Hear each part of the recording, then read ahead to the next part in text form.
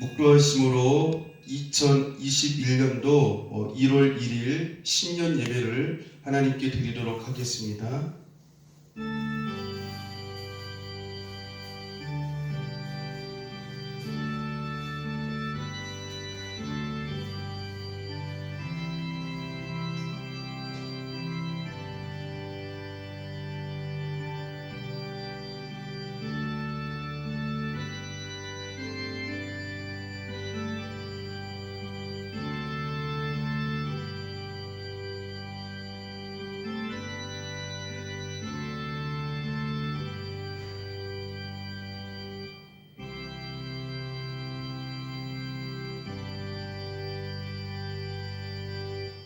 찬송가 550장 부르시겠습니다.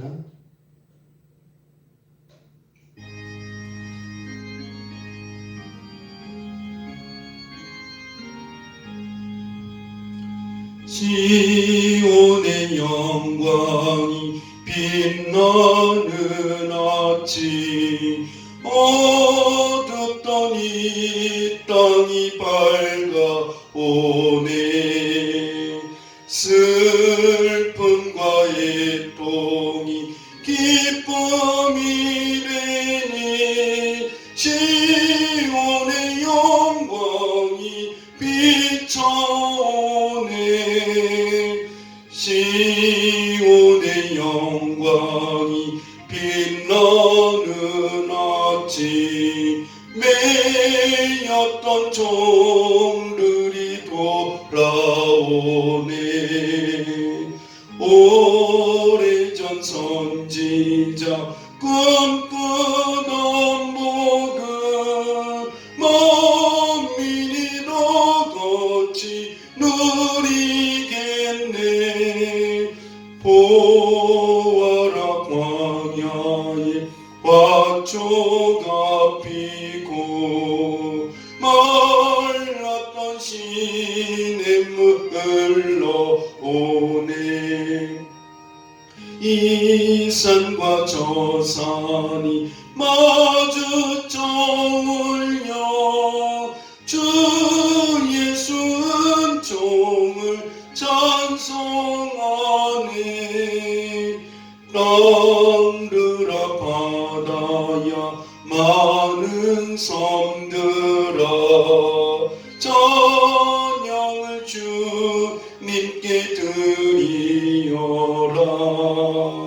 싸움과 죄악이 가득한 땅에 찬송이 하늘에 사무치네.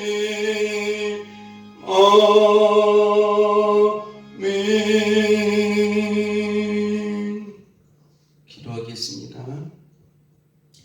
하나님 아버지, 2021년도 신년 첫 예배를 하나님 앞에 드리게 하심을 감사드립니다.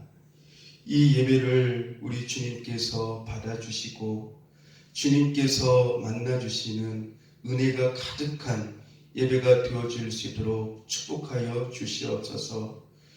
영과 진리로 드리는 아벨과 같은 예배가 되어질 수 있도록 인도하여 주시옵소서. 2021년도 이제 우리가 하나님을 기쁘시게 하는 한 해가 되어질 수 있도록 축복하여 주시고, 성령 충만한 한 해가 되어질 수 있도록 축복하여 주시옵소서. 기쁨과 은혜와 평강과 형통이 가득한 한 해가 되어질 수 있도록 인도하여 주시옵소서. 저희가 항상 하나님의 인도하심을 받으며 하나님과 동행하는 은혜의 삶이 되어질 수 있도록 인도하여 주시옵소서.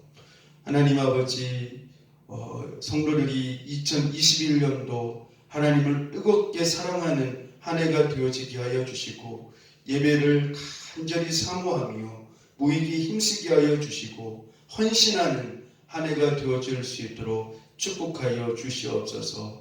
성도를 영혼이 잘 되어지게 해주시고 범사가 형통하며 건강할 수 있는 한 해가 되어질 수 있도록 축복하여 주시옵소서.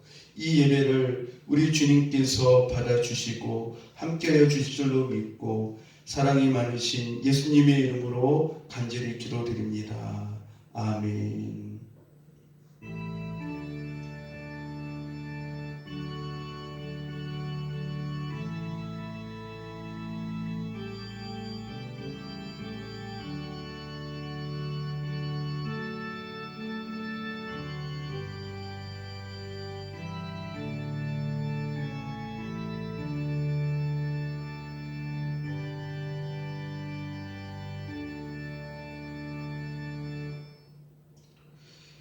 성경 말씀은 에스겔서 37장 5절 말씀을 보도록 하겠습니다.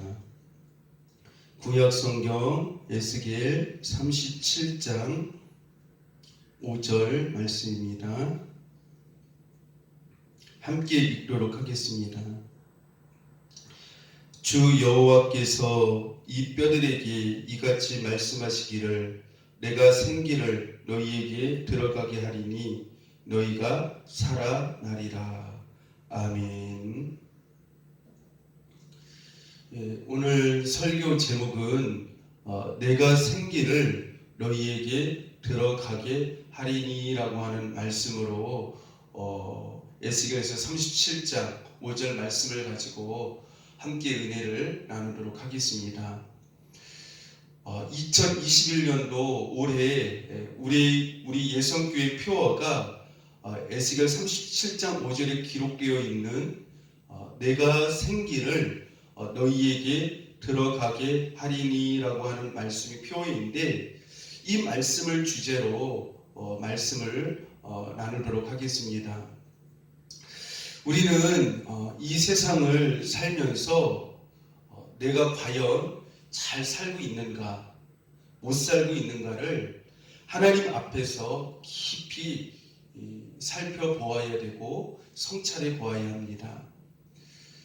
즉, 세상적으로 돈을 많이 벌고 하는 일마다 잘 되고 성공하느냐의 기준을 가지고 나를 평가하는 것이 아니라 하나님 앞에서 내가 영적으로 어떠한 상태에 있고 하나님이 내가 살아가고 있는 인생의 상태를 어떻게 진단하고 계신가를 깊이 깨달아 회개하고 돌이키는 변화의 삶을 살 때에 인생을 성공하는 삶이다라고 말씀을 드릴 수가 있습니다.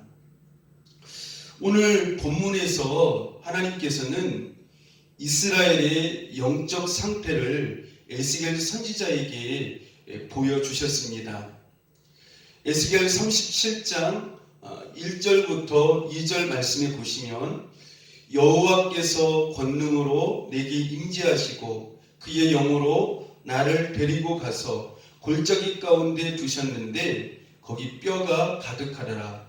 나를 그 뼈 사방으로 지나가게 하시기로 본즉 그 골짜기 지면에 뼈가 심이 많고 아주 말랐더라라고 말씀을 하고 있습니다. 이 뼈가 무엇을 의미하는지 하나님께서 직접 말씀하셨습니다. 본문 11절에 보시면은요, 또 내게 이르시되 인자야 이 뼈들은 이스라엘 온 족속이라라고 말씀하고 있습니다.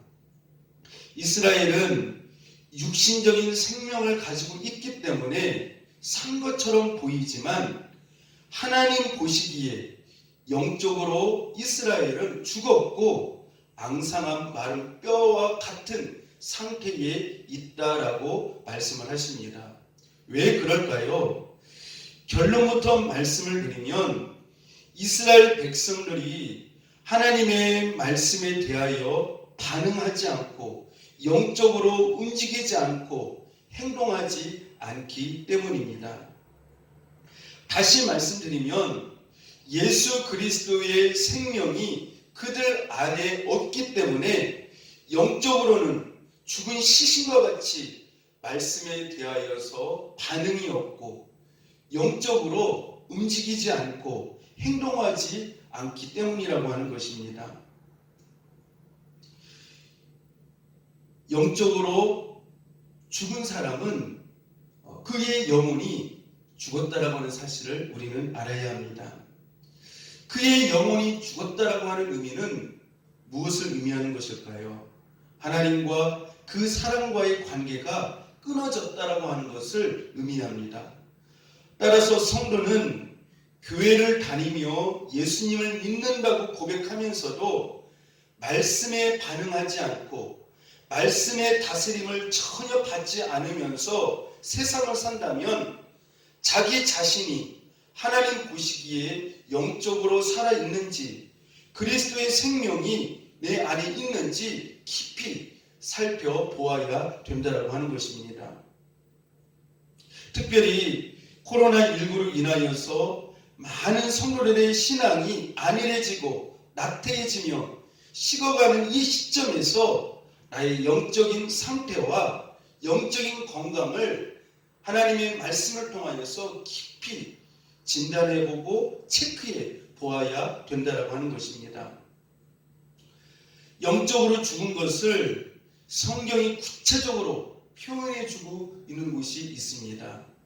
에베소서 2장 1절부터 3절 말씀에 보시면 그는 허물과 죄로 죽었던 너희를 살리셨도다.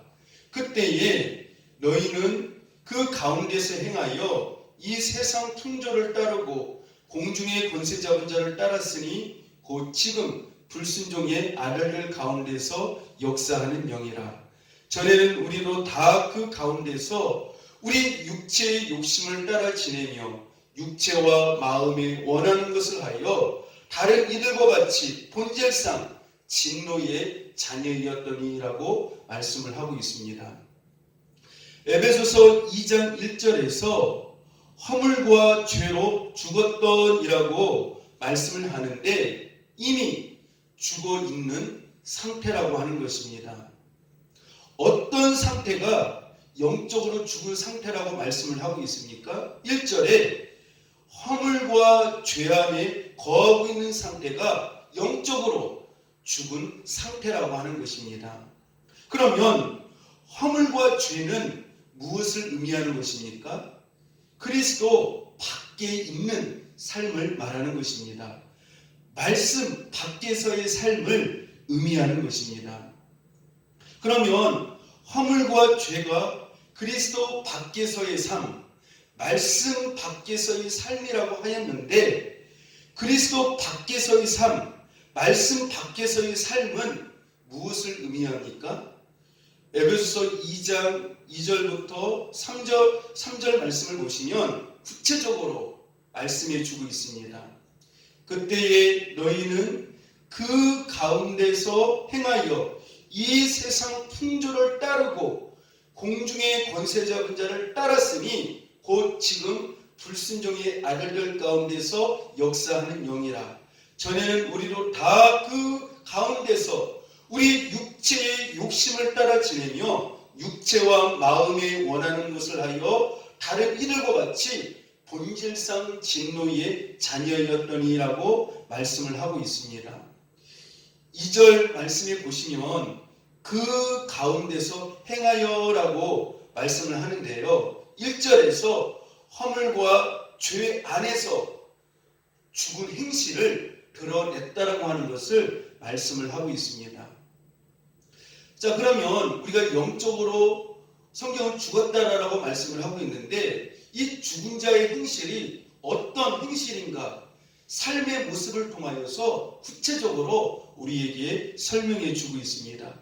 죽은 자의 행실이 어떻게 드러나는가를 에베소서에서 말씀해 주고 있다라고 하는 것입니다.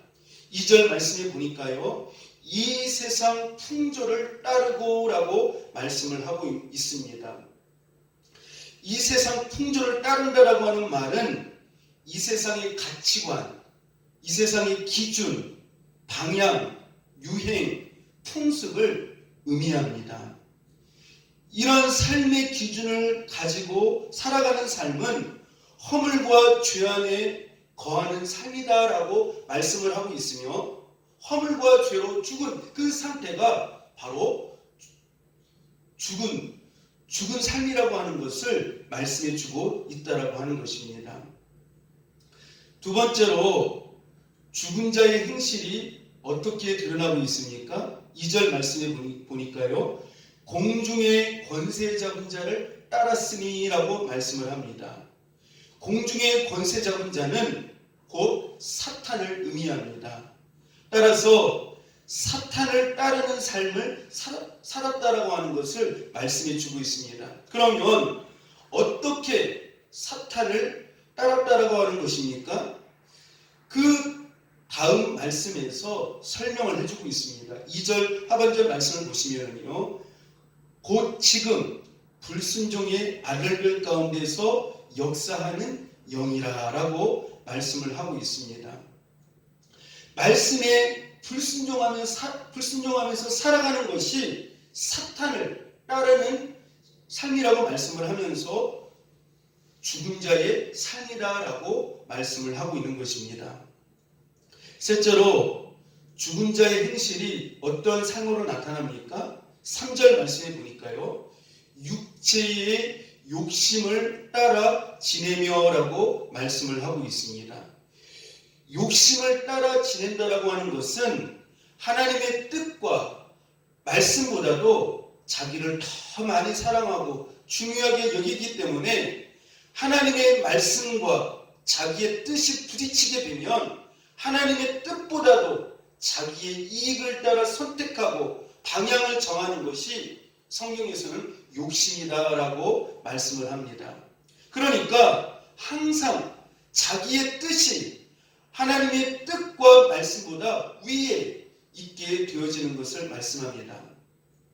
그래서 성경은 욕심이 잉태하여 죄를 낳고 죄가 장성하여 사망을 낳느니라라고 말씀을 하고 있습니다. 욕심을 따라 지내는 삶이 죽은 자의 행실이다라고 말씀을 하고 있습니다. 네 번째로 죽은 자의 행실이 어떻게 드러나고 있습니까? 계속해서 3절 말씀을 보시게 되어지면 육체와 마음에 원하는 것을 하여라고 말씀을 하고 있습니다. 육체와, 여기서 이 육체화라고 하는 것은 자기 자신의 육신의 평안함과 안락함과 쾌락을 위하여서 살아가는 삶을 말하는 것입니다.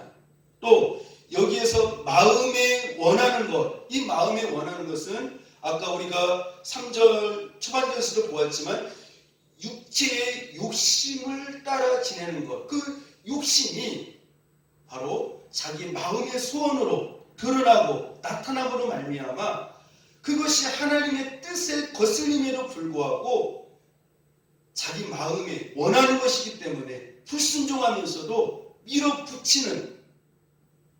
밀어붙이면서 살아가는 그러한 삶을 의미한다라고 말씀을 드릴 수가 있습니다. 따라서 육체와 우리 마음에 원하는 것을 따라서 살아가는 삶을 죽은 자의 삶이다라고 성경은 우리에게 말씀해 주고 있다라고 하는 것입니다.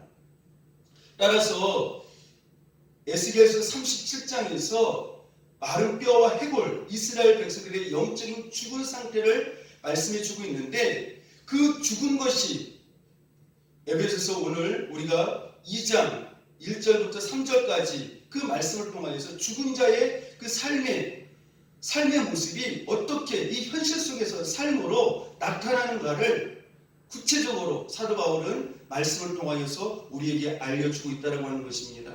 그 죽은 자의 삶이 다시 한번 말씀을 드리면 이 세상 풍조를 따르고 공중 권세 잡은 자를 말씀의 불순종을 통하여서 따르고 육체의 욕심을 따라 지내며 마음에 원하는 것을 하여서 영적으로 죽은 자의 삶을 살고 있다고 하는 것입니다. 다시 말씀드리면 에스겔 37장에 말씀하고 있는 마른 해골과 같은 뼈와 같은 죽은 자의 삶을 살아가고 있다고 하는 것을 말씀해 주고 있습니다.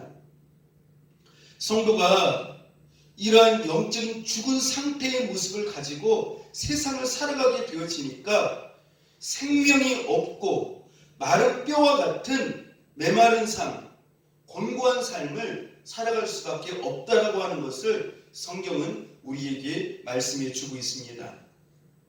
성도는 자기의 마음에 원하는 것이라 할지라도 하나님이 원하시지 않으면 멈추고 돌이키는 것입니다. 예수님처럼 나의 원대로 마옵시고 아버지의 뜻대로 되기를 원하나이다 라고 이렇게 기도하는 사람이 영적인 사람이고 하나님의 자녀라고 하는 것을 말씀해 주고 있습니다. 사도 바울처럼 말씀에 자신의 몸을 쳐서 복종시키는 사람이라고 하는 것을 우리는 잊지 말아야 한다라고 하는 것입니다. 따라서 성령은 영적으로 죽은 상태를 에스겔서에서는 해골과 마른 뼈를 통하여서 말씀해 주고 있고, 신약 에베소서에서는 영적으로 죽은 상태가 현실적으로 삶의 모습에서 어떻게 나타나는가, 그 모습을, 삶의 실체를 표현하면서 구체적으로 우리에게 설명하면서 말씀해 주고 있다라고 하는 것입니다.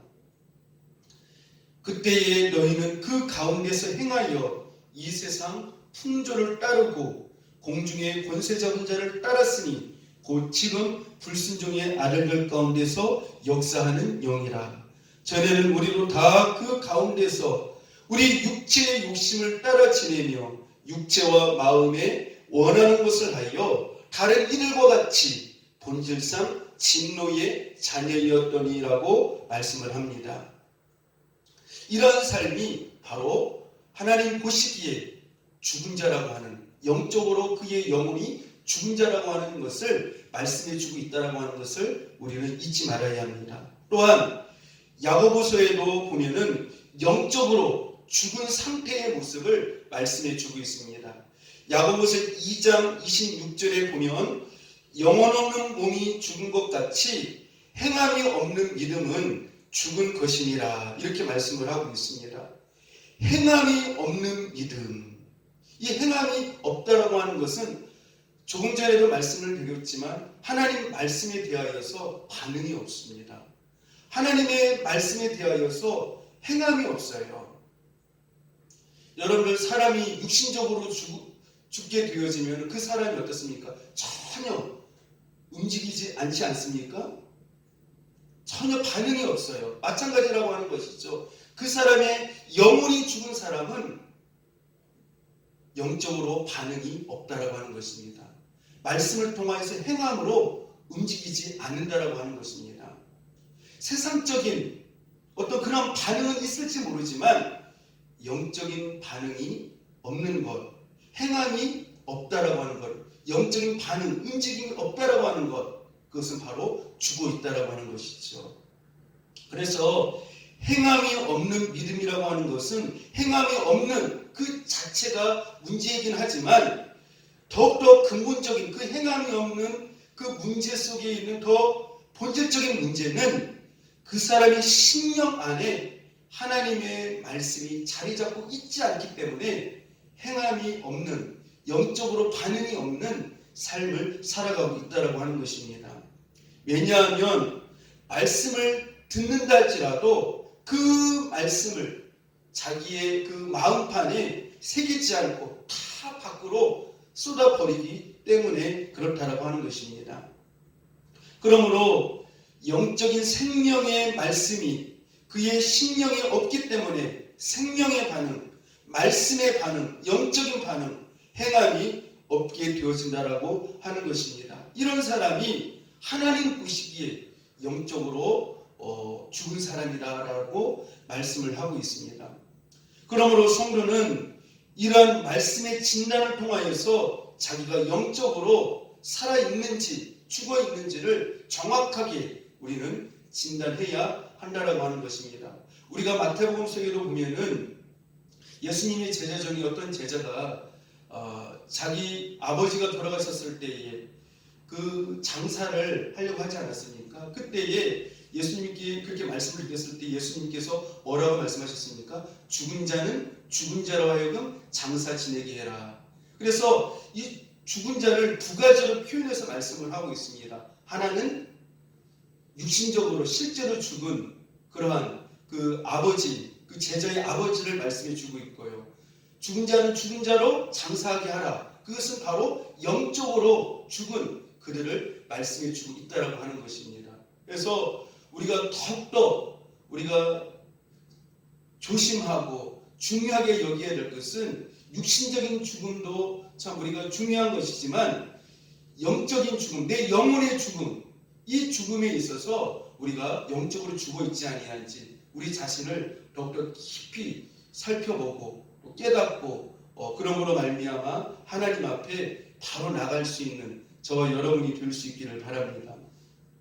그러면 우리가 영적으로 살아야 하는데 어떻게 해야 할까요?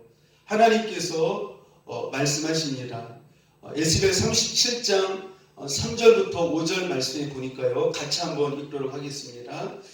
그가 내게 이르시되 인자야 이 뼈들이 능히 살 수 있겠느냐 하시기로 내가 대답하되 주 여호와여 주께서 아시나이다. 또 내게 이르시되 너는 이 모든 뼈에 대언하여 이르기를 너희 마른 뼈들아 여호와의 말씀을 들을지어다.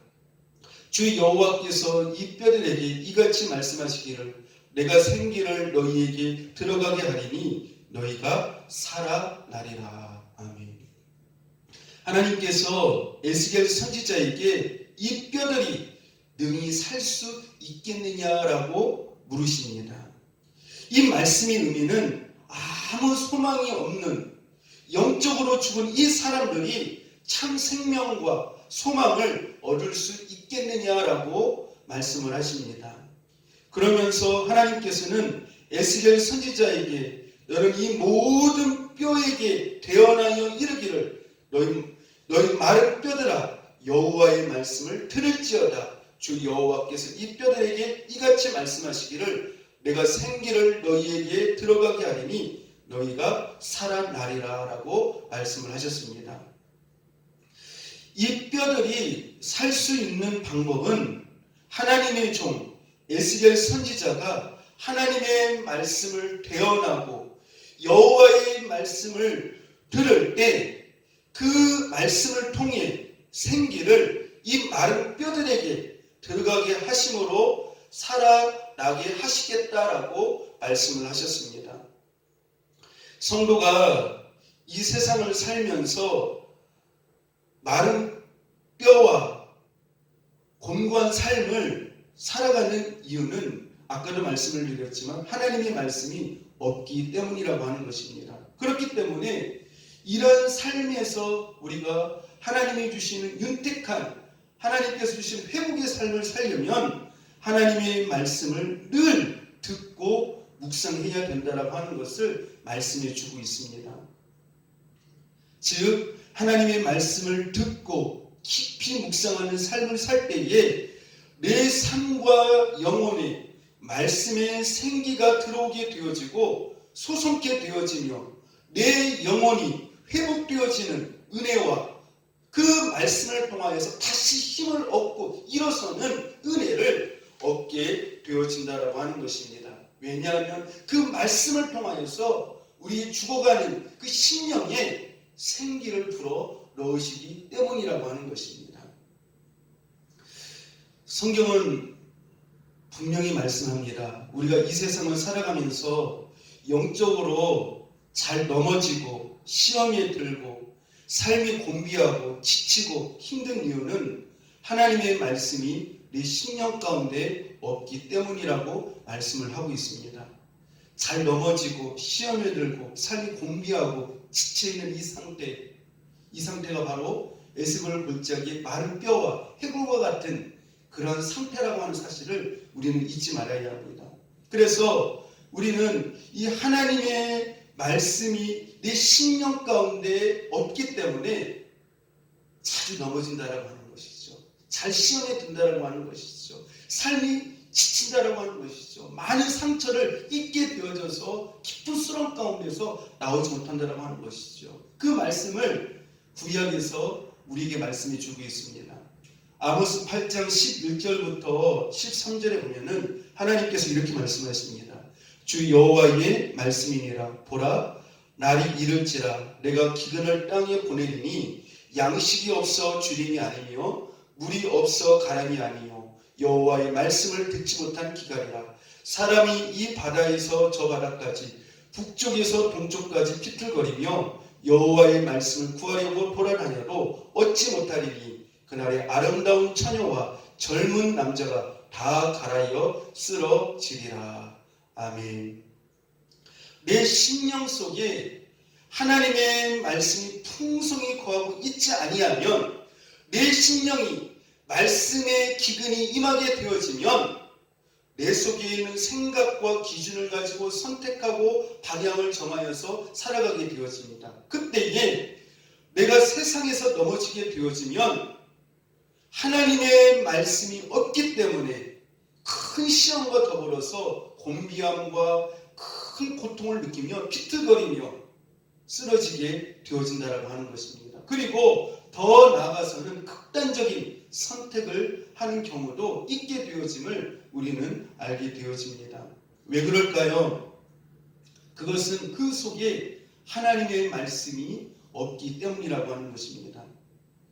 여러분들 시편에 보면 시편 기자가 인생의 큰 고통을 당하였을 때에 그가 하나님의 말씀 때문에 그 수렁에서 다시 일어날 수 있었고, 그 약속의 말씀을 붙잡고 다시 일어날 수 있었던 것을 볼 수가 있습니다.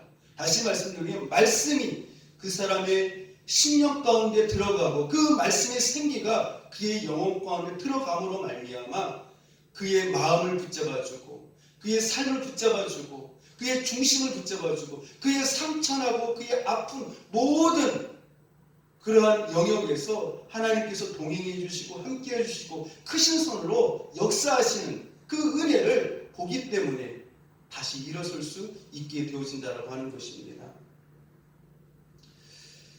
내가 인생에서 영적으로 눌리고 가장 힘들 때에 나를 살리고 회복시키는 생기가 들어와야 되는데, 그 생기가 하나님의 말씀을 통해서 내 심령 속에 파고 들어온다라고 하는 사실을 우리는 잊지 말아야 한다라고 하는 것입니다.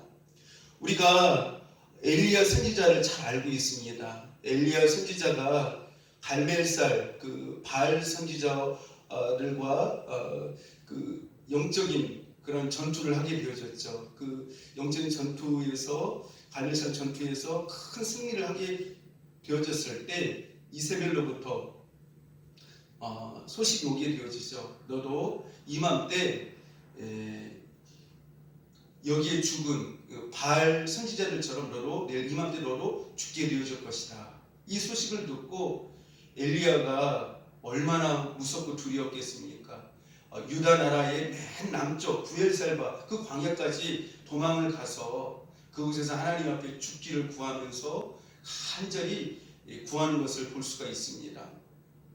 사는 것보다 죽는 것이 더 낫습니다 라고 하면서 하나님 앞에 구하게 되어지는 것을 볼 수가 있습니다. 이때 엘리야의 상태는 영적으로 많이 지쳐있고 힘든 인생의 수렁 가운데서 고통스러워하는 신음하는 실패의 그런 모습을 여기에서 보여주고 있습니다. 마치 에스겔 골짜기의 마른 뼈와 같은 해골과 같은 그러한 메마른 삶의 모습을 여기에서 보여주고 있습니다.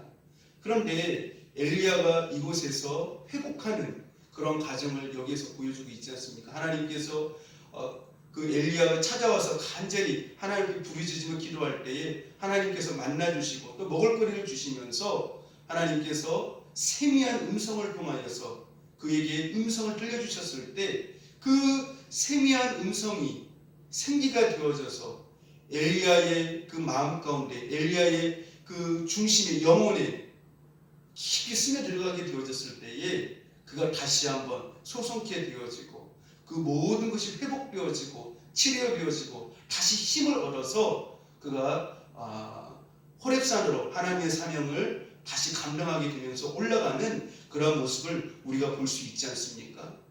엘리야가 그렇게 힘들고 고통스러운 피곤한 지친 그곳에서 다시 소송할 수 있었던 것, 다시 힘을 얻을 수 있었고 회복할 수 있었던 것은 하나님의 세미한 음성이었다라고 하는 것입니다. 그래서 이런 엘리야 같은 사람은 삶에 있어서 때로는 지치기도 하고 피곤하기도 하고 넘어지기도 하지만 하나님의 그 말씀을 통하여서 하나님의 그 음성을 통하여서 그 말씀 속에서 흘러나오는 그 생기를 통해서 다시 한번 힘을 얻고 다시 한번 은혜를 얻어서 다시 한번 치료함과 회복을 얻어서 달려가도 걸어가도 지치지 않는, 피곤치 않는 새 힘을 가지고 넘어지지 않는 그러한 삶을 살아가게 되어진다라고 하는 것입니다.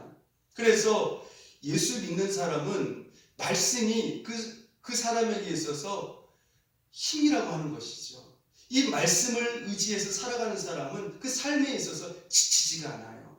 피곤하지가 않아요. 왜냐하면 그 말씀이 자기를 꽉 붙잡아주기 때문이라고 하는 것이죠. 힘들고 지칠 때 말씀의 생기가 들어와서 자기를 소송케 해주는 은혜를 경험하게 되기 때문이라고 하는 것이죠. 그러므로 우리는 나에게 힘을 주시며 생기를 불어넣어 주시는 그 하나님의 말씀의 은혜의 자리에 가까이 늘 나가는 은혜의 삶이 있어야 될 줄로 믿습니다. 또 한 가지 우리가 성경의 말씀을 통하여서 하나님의 말씀의 생기가 들어감으로 영혼이 살고 회복되었을 뿐만이 아니라 육신이 살아나는 것을 성경에서 우리에게 말씀해 주고 있습니다. 특별히 요한복음 11장에 보면 죽은 지 나흘이나 된 나사로에게 냄새가 나지 않습니까? 썩은 냄새가 나는데 예수님께서 찾아가셔서 그 믿음을 보시고 예수님께서 말씀을 하시죠. 요한복음 11장 43절부터 44절에요. 이 말씀을 하시고 큰 소리로 나사로야 나오라 부르시니 죽은 자가 수족을 배로 동인채로 나오는데 그 얼굴은 수건에 쌓였더라. 예수께서 이르시되 풀어 놓아 다니게 하라. 예수님의 생명의 말씀을 통하여서 큰 소리로 예수님께서 나사로야 나오라 라고 부르셨을 때 그 죽은 나사로가 수족을 배로 동인 채로 무덤에서 나오지 않았습니까? 그런데 그 썩어서 냄새나는 그 시체였던 나사로가 무엇을 통하여서 다시 살게 되었습니까? 예수님의 말씀을 통하여서 예수님의 그 말씀의 생기가 나사로에게 들어감으로 말미암아 그 썩은 육체가 다시 원래의 건강한 상태에 세포가 살아있는 그 상태의 세포로 바뀌게 되어지고 건강한 모습으로 배로 동인 채로 살아서 나오게 되어진다라고 하는 것을 말씀드릴 수가 있습니다. 나사로야 나오라 하는 그 주님의 말씀이 나사로를 살렸던 것들을 우리가 볼 수가 있습니다. 따라서 우리가 이 말씀을 통하여서 깨닫게 되어지는 것은 에스겔서에서는 이스라엘 백성들이 영적으로 죽지 않았습니까? 마른 허물과 같고 뼈와 같은 그 앙상한 심히 메마른 삶을 보여주는 그런 영적인 상태의 이스라엘 백성들의 죽은 그들의 영혼이 죽은 모습을 보여주고 있는데 그 하나님의 말씀을 대언한 에스겔 선지자를 통하여서 그 말씀 속에 있는 생기를 통해 이스라엘 백성들이 살아나고 하나님의 군대가 되었던 것을 볼 수가 있고 요한복음에 와서는 실제적으로 나사로가 죽었지만 썩어서 냄새나는 시체였지만 생명의 말씀 예수님의 말씀을 통하여서 나사로야 나오라 라고 하는 그 말씀을 통하여서 나사로가 다시 사는 생명을 얻게 되어지는 그런 역사를 볼 수가 있습니다. 그래서 말씀은 생명이고 생기다라고 하는 것을 말씀을 드릴 수가 있습니다. 그러므로 2021년도는 우리 예성교회 성도님들 말씀의 생기를 늘 공급받아서 지치지 않는 피곤치 않는 걸어가도 달려가도 피곤치 않는 그런 삶이 될 수 있기를 바랍니다. 또한 하나님 앞에 생명력 있는 능력의 삶이 될 수 있기를 바랍니다. 말씀의 생기를 늘 우리는 공급받아야만 힘 있는 삶을 살아갈 수가 있다라고 하는 것을 우리는 알 수 있습니다. 말씀을 늘 가까이 하는 사람, 그 사람이 참으로 복 있는 사람입니다. 여러분들 우리가 새해에 보면은 새해 복 많이 받으세요, 복 많이 받으세요. 이 복에 대해서 말씀을 많이 하는데요. 사실 복은 하나님 말씀 자체가 복입니다. 다른 게 복이 아니에요. 말씀을 가까이 하는 사람, 그 말씀 자체가 바로 복이거든요. 그래서 그 말씀을 늘 묵상하고 말씀을 듣고 그 하나님과 깊은 영적인 교제를 통하여서 말씀의 생기를 공급받아서 하루하루를 살아가는 사람은 피곤하지 않아요. 지치지 않아요. 시험에 들지 않아요. 넘어지지 않아요. 인생의 수렁 가운데 빠지지 않아요. 항상 능력 있는 은혜의 삶을, 승리하는 삶을, 하나님이 주신 풍요로운 복된 삶을 살게 되어진다라고 하는 것입니다. 그래서 2021년도 우리 예성교회에 내가 생기를 너희에게 들어가게 하리니, 우리 예성교회 성도님들 말씀을 풍성히 늘 묵상하심으로 들으심으로 말미암아 하나님의 생기를 늘 공급받으면서 세상적인 죽은 자의 삶이 아니라 영적으로나 육신적으로나 살아있는 능력 있는 복된 삶이 될 수 있기를 주님의 이름으로 축복합니다. 기도하겠습니다. 하나님 아버지, 은혜와 사랑을 감사합니다. 저희의 삶이 허물과 죄로 죽었고 마른 뼈와 같은 삶이었음을 고백합니다. 그러므로 주님과 말씀의 깊은 교제를 통하여 생기를 공급받는 삶이 되어지게 하여 주시고, 그래서 새 힘을 늘 공급받아 생명력 있는 은혜의 복된 삶이 되어질 수 있도록 2021년도를 축복하여 주시옵소서. 감사드리옵고 예수님 이름으로 간절히 기도드립니다. 아멘. 찬송가 262장 부르시겠습니다.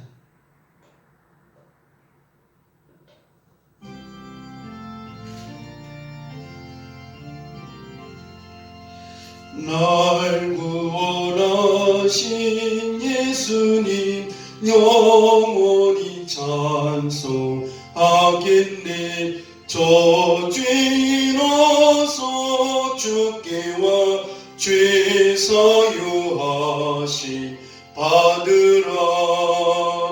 구하라 주실 것이요 저주라 얻을 것이라. 죄 중에 상한 영혼을 주 온전하게 하시네.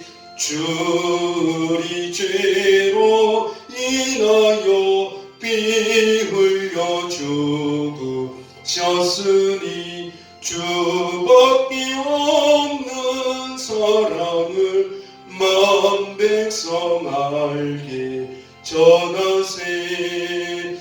주 예수 살아 못 잊어 나 항상 눈물 흘리네.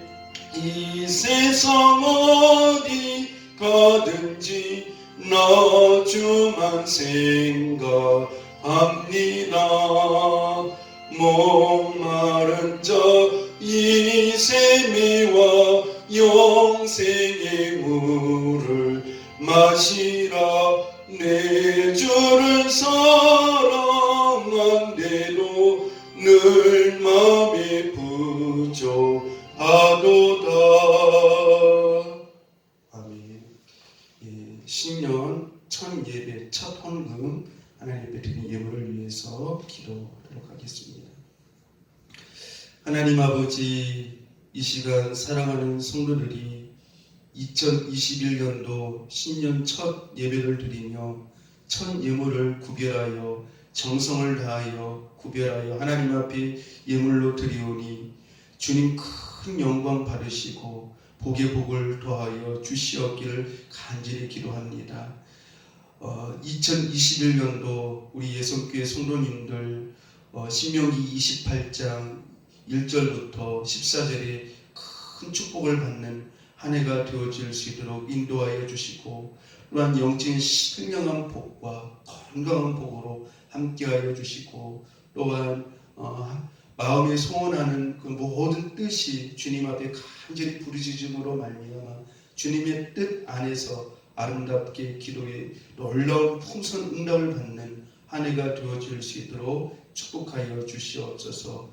이 예물이 쓰여지는 곳에 하나님의 영광이 드러나게 하여 주시고 하나님의 기쁘신 뜻을 이루어드리며 많은 사람들을 구원하고 또 복되게 하는 데 쓰임을 받는 예물이 되어줄 수 있도록 인도하여 주시고 우리 주님께서 친히 축사하여 주셔서 이 물질을 쓰는데 조금도 부족함이 없도록 2021년도를 축복하여 주시옵소서. 예성교회 모든 가족들에게 복의 복을 더하여 주시옵소서. 예수님 이름으로 간절히 기도드립니다. 아멘. 축도하겠습니다. 지금은 우리 주 예수 그리스도의 은혜와 하나님 아버지의 지극히 크신 사랑하심과 성령님의 위로 교통 감화 역사 인도하심이 말씀을 통해 말씀을 늘 교제함으로 그 말씀 속에서 역사하시는 새 힘을 공급받아 능력과 은혜의 삶을 살고자 다짐하는 모든 성도를 위해 이제와 영원토록 함께 있을지어다. 아멘.